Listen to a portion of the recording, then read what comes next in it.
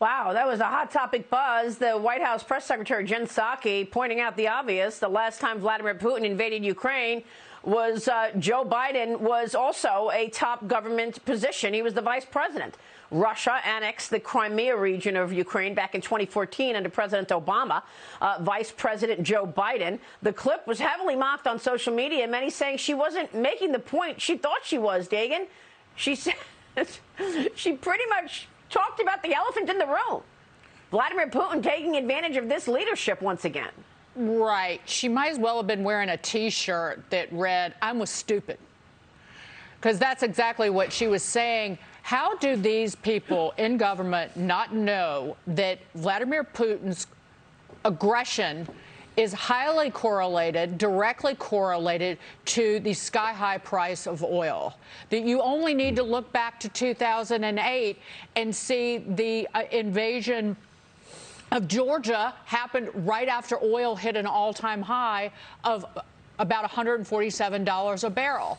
You go back to 2014, the annexation of Crimea, oil was close to $100 a barrel, and the same thing happened again. So why would this administration, in the name of Greta Thunberg, do everything in its power to drive the price of oil up by cutting U.S. exploration, drilling, and production?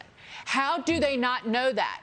Did they know it and not care about Vladimir Putin wanting to take over or recreate not just the Soviet Union, but really see himself as a czar and recreate the kind of pre-revolution Russia?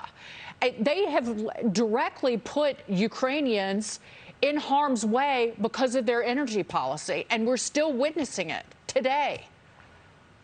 That's right. You're right. And the worries on markets is that we're going to see a disruption. The Wall Street Journal this morning points out that about a third of Russian natural gas exports to Europe flow through Ukraine. Mark, this is all about oil, and it's extraordinary to me that this administration cannot do more. I mean, to watch these pictures of these Russian tanks paroling the street in Kherson, it's chilling.